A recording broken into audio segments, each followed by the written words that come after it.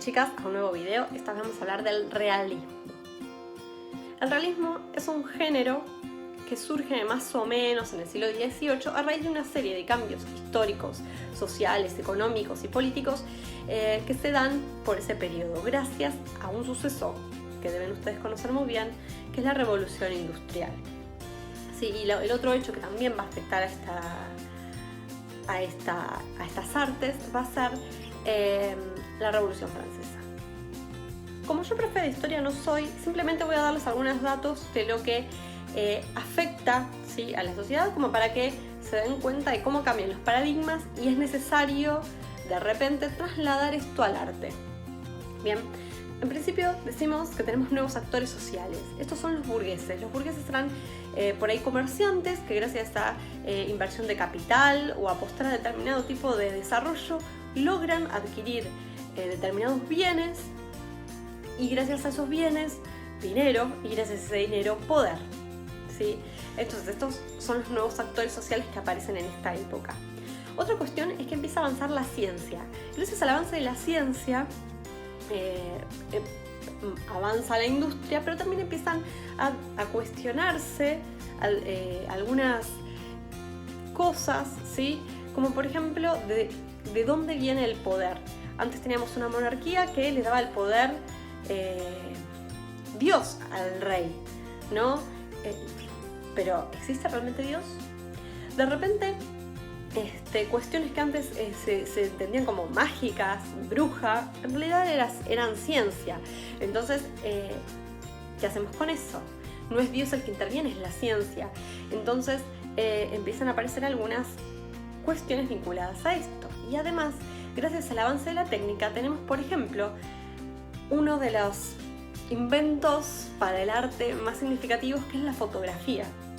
Y después en su devenir el cine, ¿sí? Pero de repente la aparición de la fotografía permitía ya no ver una imagen desde la subjetividad y la interpretación de un artista, sino que la captábamos tal como era.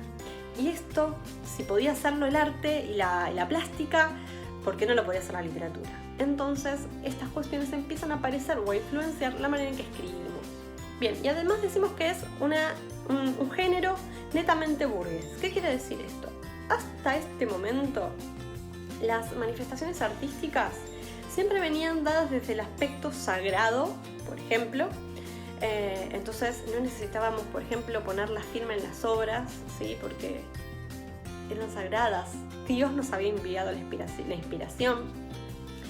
Por otra parte, podían venir desde el pueblo, ¿sí?, historias que se contaban de generación en generación, que se transmitían por medio de juglares, de bardos, ¿sí?, de trovadores. Entonces venían desde el ámbito más popular, o si no, venían de las clases altas, ¿sí?, que tenían academias artísticas que se encargaban además de generar obras, ya sea para educar, ¿sí?, o para entretener a la nobleza, ¿sí? Entonces, por primera vez, este género va a partir de una clase que no es ni las populares, ni las altas, ni el clero. Es una clase nueva con un nuevo género. ¿Qué quiere captar esta nueva clase? En principio, su optimismo o pesimismo con respecto a los cambios que están ocurriendo en la sociedad. Una parte de los escritores realistas están reaccionando contra un género anterior, que es el romanticismo. ¿Sí? El romanticismo viene de la nobleza y justamente lo que quiere plasmar en sus obras es un pesimismo tremendo con respecto a la realidad. ¿Qué le pasa a la nobleza? Se está viendo desplazada por la burguesía, entonces ha perdido poder. Entonces tiene una fuerte añoranza por un pasado mejor. Al mismo tiempo, hay unas fuertes oleadas inmigratorias que descolocan a esta gente noble y entonces empieza a aparecer como reacción ante este cosmopolitismo de la ciudad un fuerte hermetismo nacionalista, ¿sí? Es como una xenofobia terrible.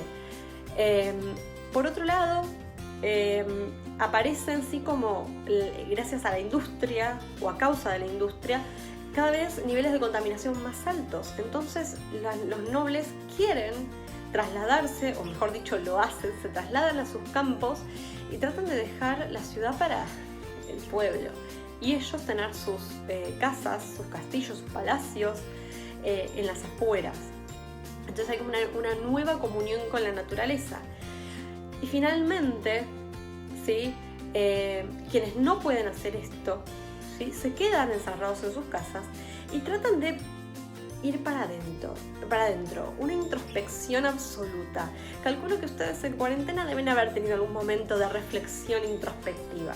El problema es que muchas veces cuando somos introspectivos encontramos cosas bastante feas.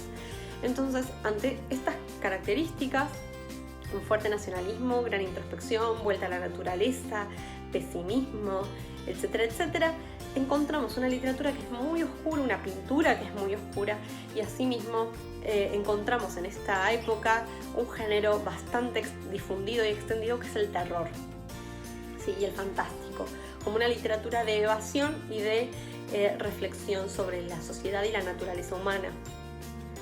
Entonces, dijimos, una parte de los escritores realistas están reaccionando contra esto. Otros se están dando cuenta que la sociedad va para atrás, o sea, empiezan a surgir nuevas emociones, nuevas formas de relacionarse y nuevas injusticias. Entonces aparece el realismo como una forma crítica, ¿sí? de aludir a la sociedad, ¿no? Un realismo crítico. Por ejemplo, es el caso de Italia. Pero por otro lado, hay otros burgueses que están muy contentos, porque a pesar de que esta nueva realidad tiene un montón de defectos, este es el mejor momento para esta clase social. Es el momento donde tienen la oportunidad de progresar, de crecer y de adquirir nuevos conocimientos y nuevas formas estéticas, y como ven todo con los ojos de la oportunidad, ¿sí? Van a ser otro tipo de realismo, ¿sí? Obviamente, todos que tienen en común que van a tratar de plasmar la realidad tal como es. Van a tratar de, desde las palabras, tomar una fotografía de esa sociedad, ¿sí? Y con esa fotografía van a decir algo, van a enviar un mensaje, el que sea, ¿sí? Y para eso van a usar una serie de técnicas. Bien, entonces nosotros nos vamos a guiar con la teoría de Erich Auerbach, ¿sí? Que es un crítico, filólogo y romántico alemán que justamente se dedica a analizar algunas cuestiones, y él va a plantear la idea de la mímesis, ¿sí? Que esta nueva literatura presenta la mímesis. ¿Cómo consiguen las obras la mímesis? En principio van a hacerlo de muchas maneras, ¿sí? La primera va a ser el coloquialismo. El coloquialismo es básicamente imitar la forma en que uno habla cotidianamente. En general, las obras tradicionales tienen como una especie de lenguaje más poético, ¿sí? Más rimado. Ustedes sabrán que, por ejemplo, las obras de Shakespeare están escritas en inglés en jambo, ¿sí? Que es una forma de entonar, ¿sí? Pero, por ejemplo, si ustedes ven las obras en español de Lope de Vega, dependiendo qué personaje hablaba en forma de poesía, en romance, ¿sí? Que es una forma poética, que se caracteriza por tener versos octosílabos con versa sonante en los versos pares, mientras que los personajes nobles hablaban en decasílabo, ¿sí? Entonces, este tipo de características eran como muy propias de la literatura. Pero nosotros, en nuestra vida cotidiana, ¿hablamos rimando? Miren, salvo que sean WOS, yo creo que ustedes no hablan de esa manera. Así que, ¿qué va a hacer el escritor realista? Bueno, va a tratar de copiar la forma en que nosotros hablamos. Por otra parte, va a armar un entramado histórico. ¿Sí? ¿Qué quiere decir eso? Que va a tratar de aludir a hechos históricos o a eventos o a lugares preexistentes, cosa de que se empiece a generar algo llamado verosimilitud. Verosimilitud es similar a la verdad. Entonces la historia ya no va a ocurrir en una comarca lejana, sino que va a ocurrir en Francia. ¿Esto quiere decir que antes no se hacía? No, simplemente que ahora van a tratar de que sea más evidente, ¿sí? Y finalmente, ¿sí? Van a tratar de hacer una descripción ultra detallada. La descripción es esencial, ¿sí? Nosotros habíamos visto en la parte de cuento y novela que, por ejemplo, Poe dice que si la descripción no va a ningún lado, o sea, si ustedes van a nombrar algo, tiene que tener una funcionalidad. Sin embargo, autores por ahí de otros lugares, como de Francia, por ejemplo, van a plantear, en este caso sería por ejemplo Flaubert, van a plantear que la descripción no es necesaria como para que tenga una utilidad, sino que tiene que generar el clima, el ambiente, ¿sí? Un clima creíble, verosímil. Entonces estas descripciones minuciosas van en busca de esto. Porque de hecho, si ustedes se fijan en sus casas, no tienen la casa de un sim. No sé si alguna vez jugaron, pero son como casas muy impolutas, prolijas. Son mucho más caóticas y eso se tiene que ver en el ambiente descrito de la literatura. Bien, entonces las obras realistas tienen todas estas cualidades, surgen tras la revolución industrial, tienen estas cualidades, son sumamente similares a nuestro mundo, ¿sí? Pero el realismo va a ir evolucionando, ¿sí? Porque no hay género que se quede estático en la sociedad, ¿sí?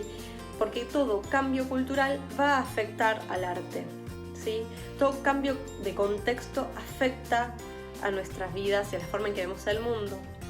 Entonces, a medida que va pasando este siglo, ¿sí? Siglo XVIII, siglo XIX, empiezan a aparecer nuevos movimientos vinculados a la ciencia, como es el positivismo.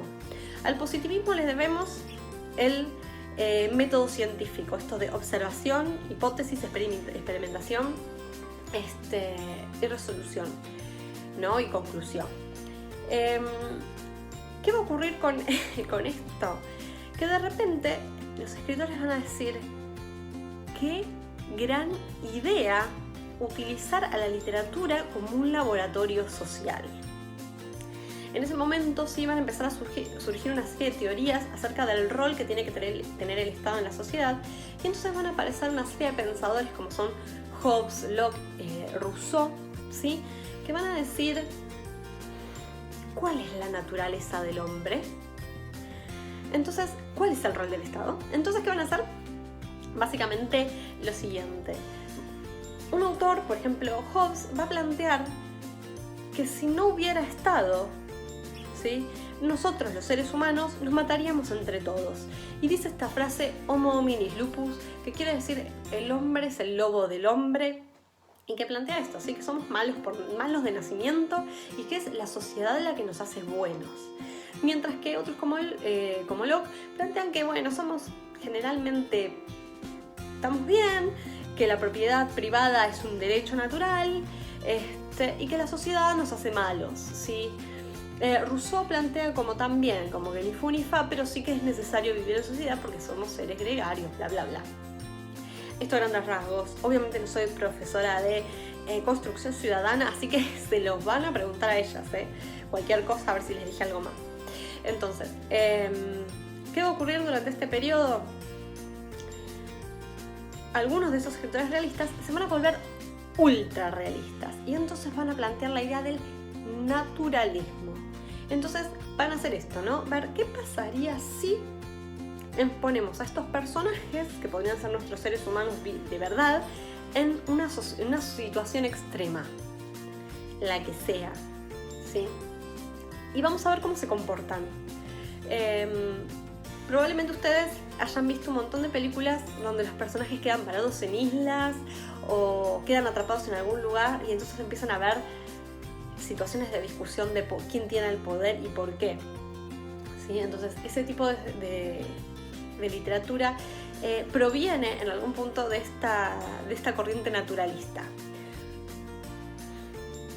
Obviamente en algún punto es menos realista, en tanto que algunas cuestiones están medio exacerbadas. Aparece esta idea como de ver a través de un microscopio a la sociedad, y la verdad es que nosotros podemos ver a cualquier cosa como se ve a través de un microscopio.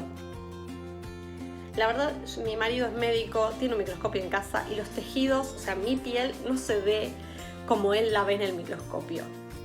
Entonces, en algún punto se sacrifica cierto realismo para hacer hincapié en otro tipo de cuestiones de índole más científica. Bueno, entonces, las características que va a presentar el naturalismo, en principio, son similares, ¿sí?, a las del realismo, en tanto que, por ejemplo, usan el coloquialismo, ¿sí? Pero nosotros nos vamos a dar cuenta que si leemos una obra realista, la obra realista tiende a estar en primera persona o a hacer experimentos de tipo del narrador testigo o alguna cuestión similar. El naturalismo no, porque justamente como está viendo la sociedad desde un microscopio, a través de una especie de microscopio imaginario, va a plantear la idea del narrador omnisciente, o sea, va a ver las cosas como desde afuera. ¿Qué más va a plantear? Por otro lado, va a aparecer mucho la fisiología, y entonces va a aparecer algunos términos como muy fisiológicos, como muy técnicos, como muy científicos, y además no le va a importar embarrarse o ensuciarse las manos, ¿sí?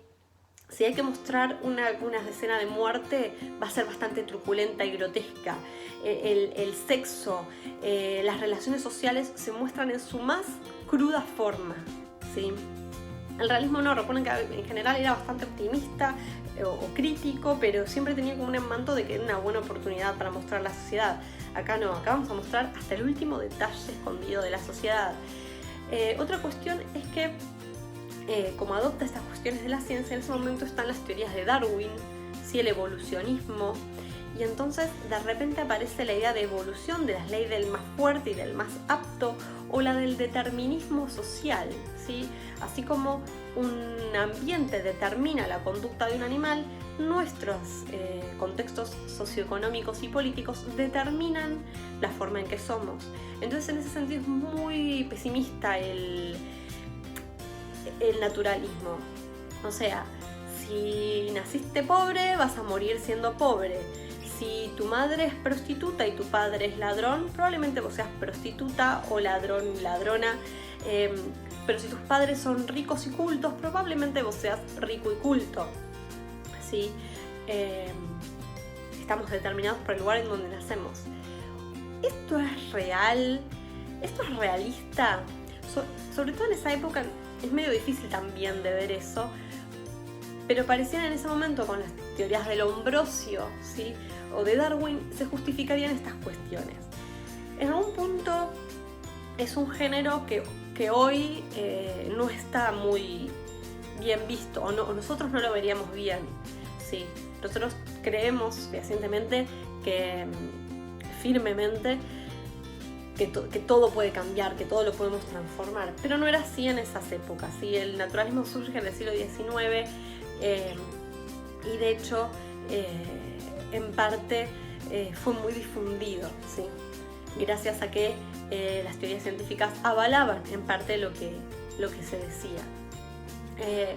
Todos estos géneros, romanticismo, realismo, naturalismo, van a llegar a América Latina tardíamente, ¿sí?